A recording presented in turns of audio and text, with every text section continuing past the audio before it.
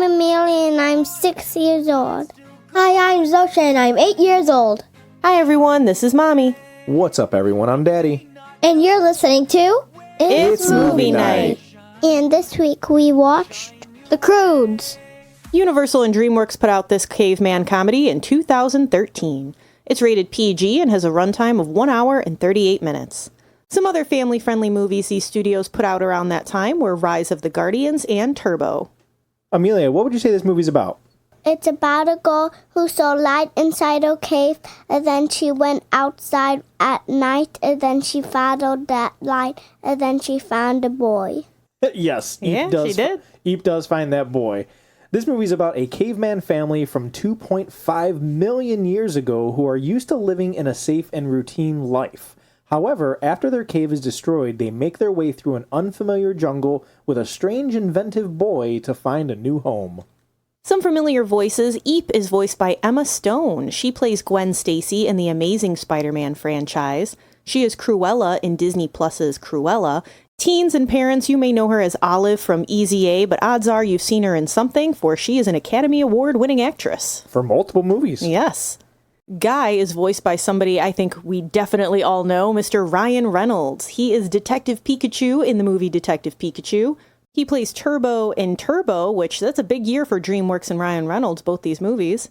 He also plays Nolan Booth in Red Notice, Cal in the new movie If, and parents, you know him as Wade Wilson or Deadpool from the Deadpool franchise. Grug is voiced by Nicolas Cage. He is Spider-Man Noir in Spider-Man Into the Spider-Verse. He plays Johnny Blaze or Ghost Rider from the Ghost Rider franchise. And parents, you may know him as Cameron Poe from Con Air. Very awesome movie. It is. That's one that I would debate showing the girls, too, because I don't think it's overly adult. There's a few parts that I could think of that I'm like, ooh, they can't watch that. I might have to do a rewatch then. Yes. Directors of this movie are directors that we are familiar with. Kirk D'Amico, we talked about him because he co-directed Vivo and Ruby Gillman Teenage Kraken. He's also in the middle of making a Gabby's Dollhouse movie, which comes out next year. Oh, we had a couple jaw drops over here. Yes. And then the other director is Chris Sanders. He co-directed Lilo and Stitch and How to Train Your Dragon. Ooh, both bangers. Yep, and then he also does the voice for Belt the Sloth in this movie and for Stitch. Dun, dun, dun. And then something else I had to throw in here was that John Cleese is credited as a writer. He does the voice of Ape in George of the Jungle. He's Nearly Headless Nick, and then he's also the king from the Shrek movies. That is very interesting. I figured he was just an actor, so it's nice to know that he does more than that. Yeah, that surprised me as well. So, Mommy, you said this movie came out in 2013. Did you see it in theaters, and do you remember liking it? Yes, I did see this in theaters. I saw it at the Hollywood Boulevard Theater. Yep, so had some food, watched this movie, and yes, I really liked it. I thought it was a fun time. What about you? I saw this when you and I were on our engagement cruise. Yes. And we watched it in the theater, and I was like, oh my gosh, this movie is so good. And this was probably, this was the end of 2013, right? Yes, because we were on a ship 2013 sailing into 2014 for the new year. Yes. And then for our girls, Zosha and Amelia did watch this before. Amelia doesn't remember it No, or didn't she remember was too much young. of it. Yeah, but Zosha did. Zosha said I only watched it once. Oh, okay. We're taking Zosha's word for it. So some things that we want to talk about. Zosha had mentioned really liking the animals in this movie. Zosha, did you have a favorite animal? Yes, I like the fat whale. Oh, okay. They had legs, right? Yeah. They did. They were so stumpy. Yeah, they were weird. A cool design, but I'm like, what? This is interesting. Amelia, did you have a favorite animal? I like the elephant mouses. Those were very weird. Another, just like the whale, it's a very interesting design. Like when they came out of that bush, I liked them. They were cute. Yeah, because they're essentially like guinea pig sized, but they look like elephants, and they have trunks, and they had tusks like a mammoth, but they were like mice. It was super weird. At the comic book store where Daddy goes to, there's like this comic, and it has a shark, and it has legs. I forgot its name though. I don't even know what you're talking about either. But it reminded you of that? Yeah. Okay. I was like, what? What's going on here?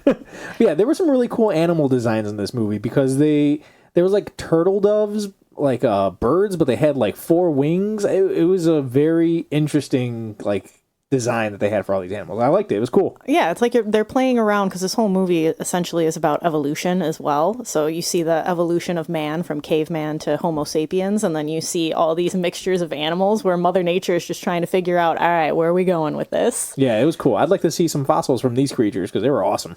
Very cutesy.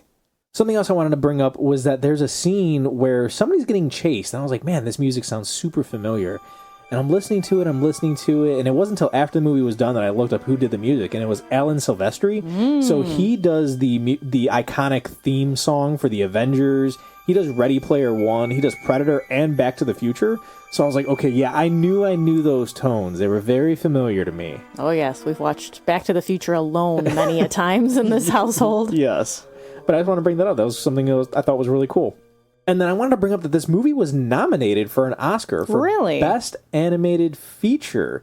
Do you know what it lost to? I'm going to go 2013 and Frozen. Frozen it is. Oh, yeah. Frozen won. Do you think that this movie is better than Frozen, or do you think Frozen is better? Frozen's better. Frozen's better? How about you, girls? I do love this movie. It's good about... they both have that family theme, but yeah. I like the Croods better. You like the Croods better? Okay. Amelia? Frozen. Frozen? Okay. I agree with this. Frozen is the clear winner. But Zosha, hey, to each their own. I appreciate the honesty. All right. What about a title drop? Zosha, is there a title drop in this movie? Many. Because what is it? The Croods. Yes. And it's like their last name or something. Zosha, do you remember the first time we hear it said, though? When Eep is introducing the family. My name's Eep, and this is my family, the Croods. Yes. Yep, and then the title literally drops onto the screen. Yes, So it's a duo title drop, if you will. I also wanted to make a note that I love that, like it's the rocks coming down, like to go along with what was going on in the scene. Almost, it's like a transition in a way, but it wasn't a transition. Yeah, but I liked it. It looked really cool. Next up, our cat cam. Amelia, did you spot any cats in this movie? Yes. Where were they at? He was in the jungle. Yes, so it is a saber-toothed tiger, but otherwise he is definitely the cat of this movie. He definitely is, because Grug says what at the end of the movie, Amelia? He said, I guess I'm a cat person. Yeah, and then he hugs the cat, right? Yeah. Daddy's future. So let's get into some favorite scenes here. We discovered last night when we were talking that the girls have the same exact scene that is their favorite. What scene is that, Zosha? It's when Grug and Guy are in the tar pit and they can't get out.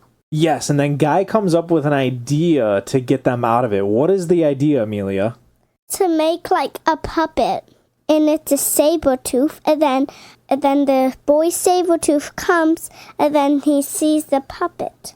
Yes, he does see the puppet, and then what are they trying to do, Zosha? They want the saber tooth to what? They want the saber tooth to save them. So what are they doing? So they start acting scared so the boy saber tooth can save them. Yeah, so the idea is that the saber-tooth will come and save the puppet in distress, and by doing so, pull Guy and Grug out of the tar pit all in one shot. So what do they do to get this tiger's attention, Amelia? Guy was saying, help me. And then Gug steered them and then made him be scared. He's not coming over. I don't think our puppet looks scared enough. Scared? I'll show you scared. Hand me those acting sticks!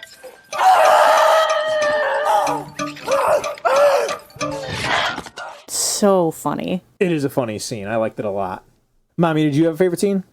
I do. I really like that when they're going through the jungle and they fall into almost, it's not really a cave, but it's kind of a cave, and they all get separated when they're trying to walk through. You know what I'm talking about. Yeah, there's like slides that they fall into. Yes, very Ice Age vibes in this part. Is. But what I liked about this, I saw it more as a metaphor that this family who has spent so much time together and has only been together is often these smaller groups exploring and learning a little bit more about themselves and the new life around them. And I just thought it was really sweet. You know, they're coming into contact with new creatures that aren't necessarily scary, new flowers, and then they all come back together at the end. And to me, that symbolized as a family that it's okay to go off and explore other things as long as at the end of the day you come back together and share your experiences with each other. Beautiful. Maybe more than it meant, but that's what I got from it. What about you, Daddy? My favorite scene is when the entire family is looking for Grug, and they're like, "Oh, go ask that woman in the with the weird hair or whatever if she's seen Dad." Yes. And it's just Grug wearing a wig, and he's like, "Yeah, I call it a rug." because Guy is like the inventor, and the whole family has kind of stuck on to Guy as like they really like him. This is a new fella that they don't know, and they're really fond of him. He's got a lot of good ideas. Yeah, so Grug is kind of jealous of him. He's like, oh man, I want that. I want the attention. I used to be the one that everybody looked up to. So he starts making these inventions up, and he makes a wig, and he makes shades, which just look like sunglasses, but they completely block out everything, so people are walking into things. It's like a rock almost, just cut into sunglasses. It's tree bark. Oh, tree bark, that's what it is. I'm like, I know it was something. And then he has a mobile home, which is just like 3 rocks stacked into each other that you can move around. And then he also makes a lifterator, which is pretty much an elevator that doesn't... All these inventions have flaws, but it's just funny that he's trying to be what Guy is, and it's just silly. It is very silly, but it also goes along with, don't be trying to be something you're not, Grug. Ooh, very true. Some hidden messages here. All right. So with hidden messages, we'll roll into some positives. The emotional scenes of this movie really hit. There's a scene between Grug and Guy. We don't want to go too into it because we don't want to spoil these parts for Yeah. you. But there's one scene between Grug and Guy that gets very intimate, and then 2 scenes with Grug and Eep, and they are just wonderful, especially if you are a dad with a daughter, or really any parent can probably relate to these conversations. It's just, you're like, oh, one of those moments. Yeah, they did a fantastic job with this. There's a lot of funny parts in this movie, but then it packs more heart than you would think is going to come into this. Absolutely. Something else I really liked is the writing. It's creative. I like that it takes place 2.5 million years ago, but they make things up like belt and shoes, or even a joke, like Guy invents these things or gives them names for the first time. And there's also this scene where Guy believes in the brain. He does a drawing on the cave, and he's like, I think this is where it at, and I think this is where ideas come from. And Grug and the entire family just make fun of it. They're like, oh, what do you need that for? We use our strength to work through our problems. Because they're just less evolved humans, so it's just funny that they make fun of him for being educated, really. I also like that Grug invents a photo. He calls it a snapshot by just putting white mud onto his son's face, and then he just slams a rock in the face so it leaves an imprint. Like, these things are funny. I like the creativity of these writers making these new modern age inventions up for that time. Yeah, it's tying the past with the present, and it's a nice touch. It's cool for kids to be able to be like, oh, okay, I know what he's talking about. Yeah, it makes it that much more relatable. I also really love the animation. I love the way that they make the Croods look different from Guy due to evolution. Like, everyone in the Croods family is a lot more, clunkier, muscular. And then we see Guy, who looks more like us, Homo sapiens, a little bit more slender, a little bit taller. Yeah, it's kind of like that chart that shows you the evolution of man. And the Croods themselves are definitely like that step behind Guy. Yeah, cavemen. Yep. The colors are also super vibrant in nature and on the animals, and I feel like they use color as a representation of like growth and change too. So at the beginning, the Croods live in a very dead, brown, dried up rockland, but as they're forced to leave their cave, the world becomes brighter and lush as they learn about themselves and discover this jungle and that there's just so much more to life beyond the cave. You blow my mind. That's what I'm here for. Which brings us to our last positive, which are the messages. I know we talked about some hidden messages and representation that we have seen, but I think the big one is that everyone brings different strengths to the table. Grug has strength where Guy has smarts. Both of these skills are helpful, but when you put them together, you can accomplish so much more. Teamwork makes the dream work, people. Don't be jealous or try to compete. Just work together. Very nicely said, and we're going to move into some negatives now. I think one of them is that Eep doesn't like listening to her parents. They're supposed to be in a cave before dark, and she's soaking in more sunlight while everyone is getting settled into the cave, ultimately putting the entire family in danger because a predator sees her and her dad's just trying to pull her in, and just endangers the entire family because they got to fight it off now. She also sneaks out at night, like Amelia had said, because she sees Guy's fire. I get that we wouldn't have the movie that we have without her defiance, but it's still a negative element that she doesn't want to listen to her elders who are just trying to protect her. Yeah, I could see both sides to that because that's, tale as old as time. Teenagers are always going to rebel against their parents about something. Every generation does it. Yes. We did it. Our kids will do it. Their kids will do it. Yep. I also know that you had mentioned as a girl dad that you enjoy this story because it has that father-daughter element to it. Yeah. However, if you're a mom, you might not like the way that mom is represented in this movie because Ugg is sidelined hard. She completely relies on whatever Grug tells her, and that part I don't like. Like, maybe a little bit towards the end, she's like, we're going to follow Guy, but I still don't like that either because she's just finding someone new to follow. Yeah. Rather, like, in this house, please.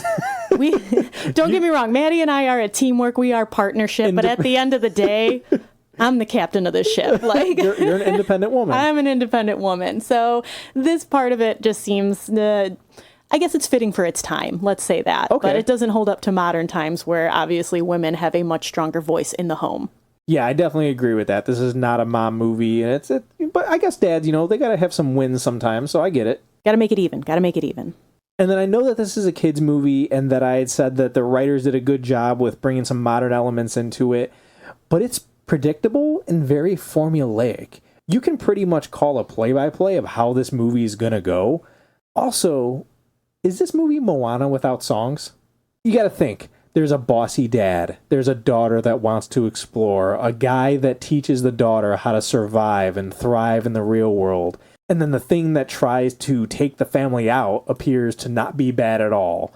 I'll leave it at that. There's a bunch more things that tie in, but is it Moana?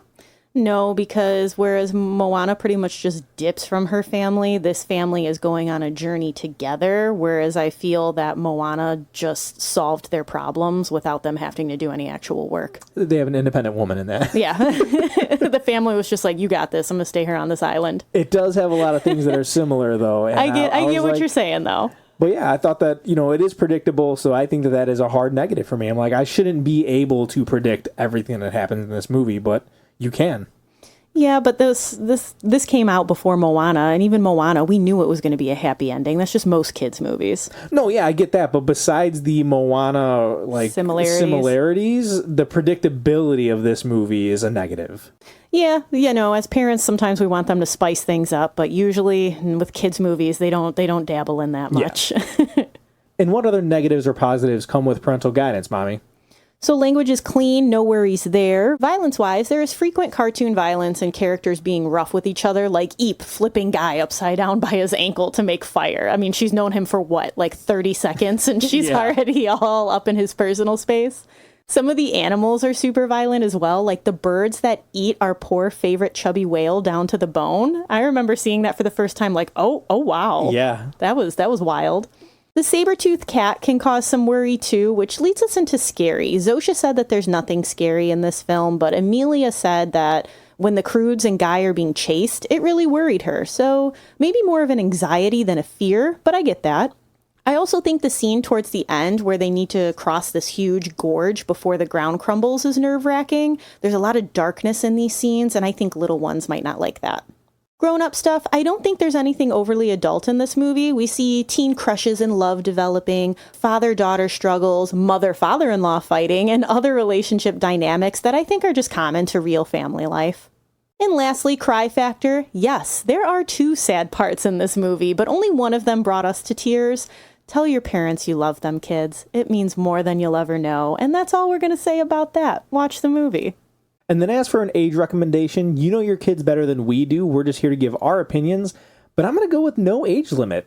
I think there's enough happening in a quick pace to keep your young kids entertained.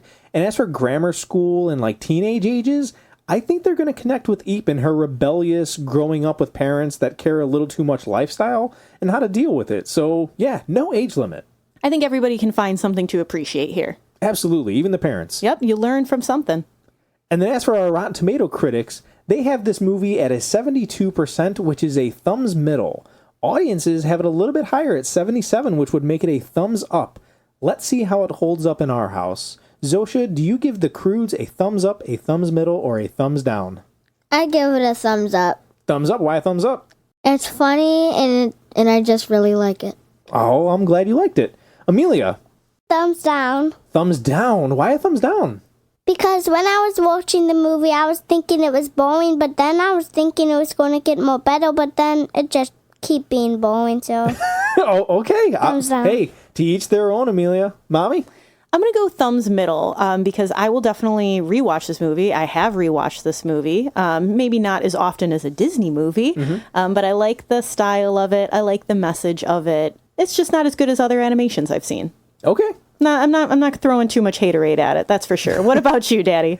I'm going to side with Zosha on this one. I think it's a thumbs up movie. I could rewatch this movie, even though it is predictable, and I have those similarities between Moana. I love Moana. So, I mean, I love this movie. I will rewatch it over and over. I like the style. I think that it's a great dad-daughter movie.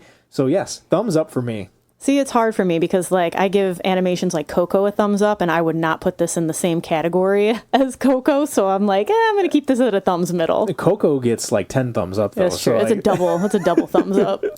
I have a question. Do you like this movie or the second movie better? Ooh, yes. For those of you who don't know, there is a second film called The Croods: A New Age. That is actually the very first movie that we ever watched for movie night because that came out during the pandemic. And it was a streaming release, and that is the very first movie we ever watched for movie night. Oh, fun fact.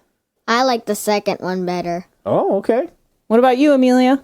I like the second one. All right, Daddy? I like this one better. I think the first one's better. All right. Mommy? I appreciate things about both of them. What a political answer. I know. Which one do you like more? The first one. Okay. I like the first one better, but I think the animation gets even better in the second because they're introducing so many more like creatures and yet another like realm of new life. I hope that their animation gets better in the second. It is, but it's a lot more, even more colorful and vibrant. But story-wise, yeah, Croods won. Gotcha. And if any of you would like to add the Croods to your movie night list, it is currently streaming on Hulu and Peacock or available across platforms. And after watching, let us know if you give it thumbs up, thumbs middle, or thumbs down. And when you want to let us know what you think about the movie, please find us on social media. We like to post pictures of us on our movie nights, letting you know what snacks and sweets we're eating. It's a fun place to hang out. Our Facebook is It's Movie Night, and our Instagram is It's Movie Night Pod. Thank you for listening. Join us next week for another movie night.